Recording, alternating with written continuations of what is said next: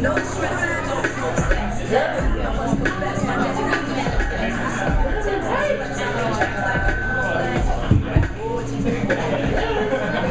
You've all heard this one before, but it's by request, so. That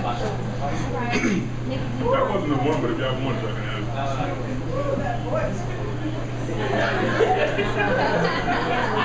That new bodyguard. I could still feel her heartbeat tomorrow. From when she was in my arms yesterday and I held her like a gift in the present. Precious, fragile, and strong. She was paper-thin sheets of concrete twisted into beautiful form by a master mason who whispered mysteries in her hollow chambers that raised my temperature 33 degrees but still left me uninitiated. This scene was ancient. She tattooed hieroglyphs on the backs of her eyelids so every tear would be a piece of history. Then cried Genesis on my chest. My thumbs held a world war each, from simultaneously wiping her cheeks clear of tears. She confessed she named them, each and every one, then kissed the two from my thumbs and with glistening lips called my hands slave ships, saying I had no right to take them from their home.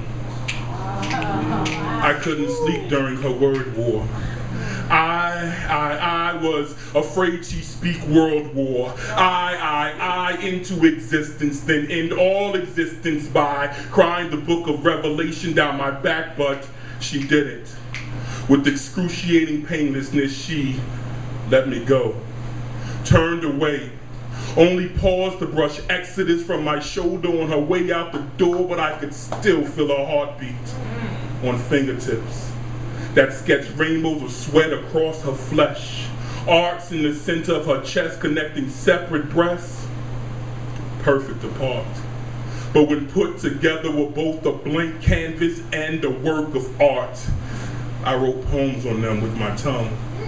She scored each one with moans. This woman loved me, and I don't know what I did to deserve it, or what I could have done to preserve it. The answer to both questions, nothing. We made love last night, and our hearts sped up so fast that we could no longer count their beats, moving at such a furious speed that they flatlined as we climaxed in our ecstasy. Dying in each other's arms, we shared a breath and heard a beat. A thump in her chest, or mine, or both. We held each other so close that we couldn't tell which, or the fact that with our exchange of gifts, our hearts now beat in unison, or did. For that moment so intimate, this poem's description of it is as insignificant as comparing sun showers with hurricanes. You walked away, afraid of flames, like a baby phoenix that hasn't learned to burn yet and doesn't realize that fire purifies and is a cleansing essence in ashes. I miss you most when it rains, storms. You in the window open and the bed, a man's bed.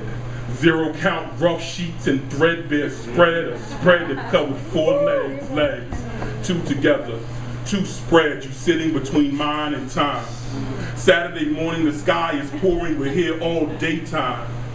I miss our time watching pouring rain, you sitting between my legs covered by our threadbare spread on my rough man's bed, looking out the open window. Mostly, I miss you. I can still feel your heartbeat. It is the echo of mine.